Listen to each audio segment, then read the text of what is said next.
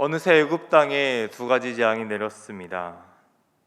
지난 개구리 재앙 때 바로는 백성들을 보내겠다고 약속을 합니다. 하지만 숨 쉴 틈이 생기자 언제 그러냐는 듯이 그 약속을 번복하죠. 다 하나님의 계획 안에 있는 일입니다. 하나님께서는 이제 세 번째 재앙을 시작하십니다. 그런데 두 번째 재앙과는 다르게 이번 재앙이 시작됩니다. 본문 16절의 말씀입니다.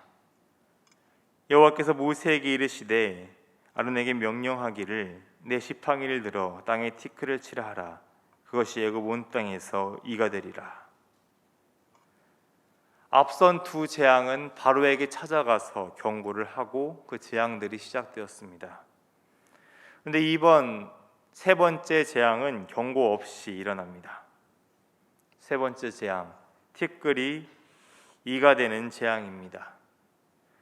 17절을 보면 하나님의 말씀대로 행하여 세 번째 재앙이 애굽 온 땅에 임하게 됩니다. 오늘 본문에 사용된 티끌, 그 티끌에 사용된 히브리어는 아파르라는 단어입니다. 땅의 먼지, 즉 흙을 의미합니다. 사막을 곁에 두고 있는 애굽에 이 땅의 먼지가 얼마나 많겠습니까? 애굽은 땅을 신의 몸이라고 생각하며 대지의 신 게부를 섬겼습니다. 생명과 풍요를 상징하는 신입니다. 또한 사막의 신 세트를 섬겼죠. 사막의 모래바람을 일으키는 신으로 강력한 힘을 상징하는 신입니다. 이번에도 하나님께서는 그런 애굽의 신들을 무력화하십니다. 물론 아무런 힘도 없는 우상이니 당연한 결과입니다. 그들이 풍요와 생명으로 상징하던 그 땅이 괴로움과 죽음의 상징으로 바뀌게 되었습니다. 애굽을 보호하는 강력한 힘, 그 모래바람은 이를 막지 못하고 도리어 이가 되어 자신들을 공격하는 대상이 되어버렸습니다. 전적인 하나님의 재앙이 지금 애굽 온 땅을 덮친 것입니다. 말씀을 보면 사람과 가축할 것 없이 애굽 땅에 있는 모든 생명들이 이 재앙으로 고통을 받고 있습니다. 18절을 보면 지난 징표와 그리고 재앙과 같이 요술사들이 이 재앙을 따라해서 바로의 마음을 돌리려고 합니다. 기존까지는 어찌 유행과 기술로 넘겼는지 모르겠지만 이번 재앙부터는 요술사들이 따라하지 못합니다. 그리고 다음 재앙부터는 아예 요술사들이 등장하지도 않죠. 그리고는 19절에 같이 요술사들이 고백을 합니다. 요술사가 바로에게 말하되 이는 하나님의 권능이니이다 하였으나 바로의 마음이 완악하게 되어 그들의 말을 듣지 아니하였으니 여호와의 말씀과 같더라. 요술사들도 이제부터는 이 재앙이 자신들의 능력과 자신들의 신으로는 할 수 없는 하나님의 권능이라고 고백을 합니다. 어떻게 보면 자신들의 치부를 드러내는 상황이죠. 자신들의 신과 자신들은 할 수 없음을 고백합니다. 하지만 그럼에도 불구하고 바로의 마음은 완악하기만 합니다.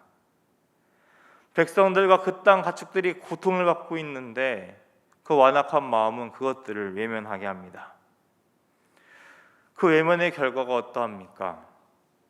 19절의 말씀을 보면 앞선 재앙들과 다른 점이 있습니다. 여러분 찾으셨습니까? 재앙이 멈추었다는 기록이 없습니다. 20절부터는 바로 다음 네 번째 재앙으로 넘어가게 되죠. 다시 말하자면 백성을 돌봐야 할 지도자의 완악함과 무관심이 다시 한번 백성들을 끊임없이 괴롭게 했다는 것입니다. 이 세 번째 재앙은 계속해서 남아 있어서 애굽 사람들을 괴롭게 했다는 거죠. 아마 이에 물리고 괴로울 때마다 바로의 이 완악함에 대해 바로의 백성들, 애굽의 백성들은 바로를 원망했을 것입니다. 하나님께서는 세 번째 재앙에 이어서 바로 네 번째 재앙을 선포하십니다. 20절을 보면 하나님께서는 모세에게 아침 일찍 일어나 바로 앞에 서서 지난번과 마찬가지로 내 백성을 보내라. 그러면 그들이 나를 섬길 것이니라 라는 말을 전하게 하십니다. 그리고 보내지 않는다면 재앙을 내릴 것이다 라고 또 반복하시죠. 21절의 말씀입니다. 내가 만일 내 백성을 보내지 아니하면 내가 너와 내 신하와 내 백성과 내 집들의 파리떼를 보내리니 애굽 사람의 집집에 파리떼가 가득할 것이며 그들이 사는 땅에도 그러하리라. 이번에는 파리 재앙을 선포하십니다. 72년 인역 성경 버전을 보면 물어뜯고 피를 빠는 흡혈파리로 번역을 합니다. 이 흡혈파리는 습도와 온도만 알맞으면 순식간에 기하급수적으로 번식하는 해충이라고 합니다. 물어뜯고 피를 빨면서 탄저병 등 여러 가지 병을 옮기는 해충이죠. 24절을 보면 이 파리들로 인해 땅이 황폐화된 것을 볼 때 72인역의 번역은 개연성이 있습니다. 어쨌든 이 파리떼로 인해 애굽 온 땅과 그 집에 있는 사람들이 다 고통을 받고 있습니다. 24절을 보면 바로의 궁도 예외는 아니었죠. 그런데 예외가 된 곳이 있습니다. 본문 22절의 말씀을 보겠습니다. 그날에 나는 내 백성이 거주하는 고센 땅을 구별하여 그곳에는 파리가 없게 하리니 이로 말미암아 이 땅에서 내가 여호와인 줄을 내가 알게 될 것이라. 하나님께서 백성들을 구별하십니다. 23절을 보면 내 백성과 내 백성의 사이를 구별하니니 라고 말씀하십니다. 그리고 앞으로 있을 재앙에서도 이 구별은 유지가 됩니다. 이 재앙부터 애굽의 모든 사람들은 하나님께서 어떤 분이신지 어떤 권능을 가지셨는지 확실하게 알게 될 것이라는 것이죠. 전능하신 하나님께서 이스라엘을 구별하여 지키십니다. 하지만 자신의 백성에게 무관심했던 무능한 바로는 애굽의 백성들의 그 괴로움을 막지 못하죠. 이러한 상황 속에서 바로는 마지못해 타협안을 내놓습니다. 물론 이것 백성들을 생각한 마음은 아닙니다. 25절의 말씀입니다. 바로가 모세와 아론을 불러 이르되 너희는 가서 이 땅에서 너희 하나님께 제사를 드리라. 바로는 나가지 말고 애굽 땅에서 제사를 드리라는 타협안을 내놓습니다. 아직도 하나님의 말씀대로 광야에 나가서 예배드리는 것을 허락하지 못하겠다는 거죠. 그런데 26절의 말씀을 보면 모세는 바로의 이런 지시가 부당하다고 이야기합니다. 그 이유는 26절에 나열되어 있죠. 애굽 사람들이 싫어하며 미워하고 돌로 칠 것이라고 이야기합니다. 애굽 사람들은 제물을 바칠 때 자신들의 신들에게 제물을 드릴 때 그 제물을 땅에 묻었다고 합니다. 그리고 그들이 신으로 섬기는 가축들도 참 많았죠. 그 가운데 이스라엘 사람들이 하나님께 제사를 드린다면 어떻게 되겠습니까? 제사 방식이 다릅니다. 이스라엘 사람들은 가축을 잡아 각을 뜨고 불로 태우는 방법으로 제사를 드립니다. 자신들이 신성하게 여기는 가축들, 그것도 땅에 묻는 방법이 아니라 피를 내고 불로 태우는 모습들을 보면 애굽 사람들이 당연히 싫어할 만하죠. 돌로 치고 미워하고 죽일 만한 일인 것입니다. 모세가 걱정하는 상황들이 벌어질 게 뻔하죠. 하지만 바로는 그런 것에 관심이 없습니다. 지금 어떻게 해서든 하나님의 말씀대로 이스라엘 백성들을 광야로 보내어 제사를 드리는 것을 막으려고만 하고 있습니다. 그의 완악한 마음은 그래서 백성들의 마음을 생각하지 않습니다. 백성들이 받을 그 충격과 괴로움보다 자신의 이익이 더 우선시되는 거죠. 그 노동력을 빼앗기지 않고 싶었던 것입니다. 그 생각은 자신의 신마저도 외면합니다. 자신의 신을 섬기는 방법마저도 지금 가볍게 생각하는 거죠. 자신의 안위가 우선입니다. 파리떼가 나가기 원하는 그 이유도 지금 바로의 궁에 가득하기 때문이죠. 오직 자신만을 생각합니다. 28절을 보면 겨우 보내는 상황에서도 자신의 아내만을 생각하며 이렇게 구합니다. 너희는 나를 위하여 간구하라. 참 이기적인 지도자죠. 모세는 29절에 바로에게 거짓을 행하지 말라고 경고하며 바로의 간청을 듣고 하나님께 간구합니다. 하나님께서는 그런 모세의 말씀에 즉각적으로 반응하십니다. 본문 31절의 말씀입니다. 여호와께서 모세의 말대로 하시니 그 파리떼가 바로와 그의 신하와 그의 백성에게서 떠나니 하나도 남지 아니하였더라. 하나님께서 그 땅의 모든 파리떼를 떠나게 하십니다.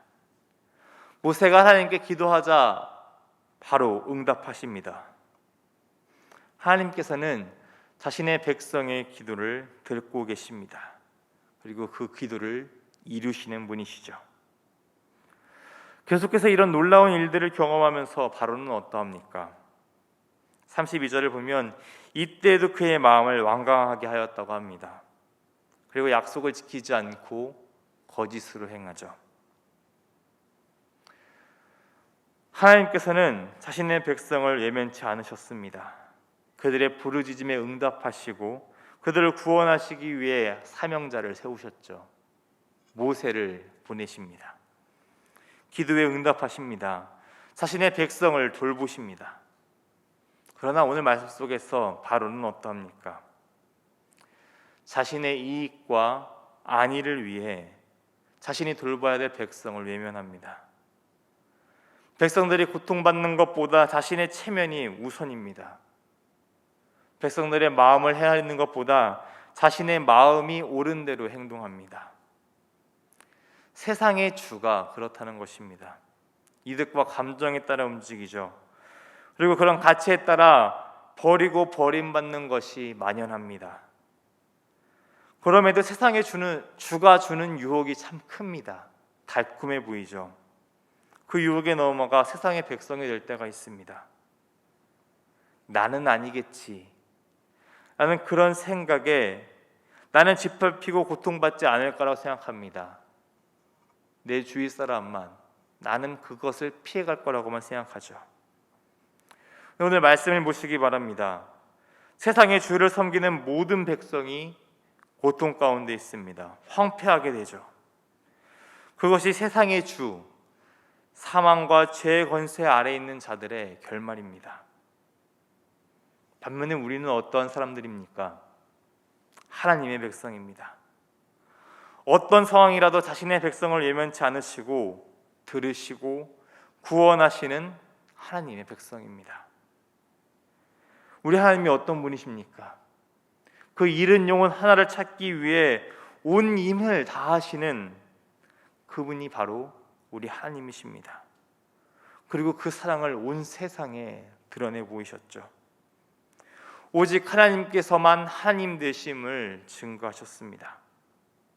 우리는 그 전능하신 하나님의 백성입니다.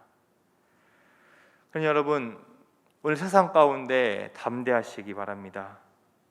모세와 같이 세상의 권세와 직접적으로 마주할지라도 담대히 하나님의 말씀을 전하는 하나님의 사람이 되시기를 바랍니다. 하나님께서 듣고 계십니다.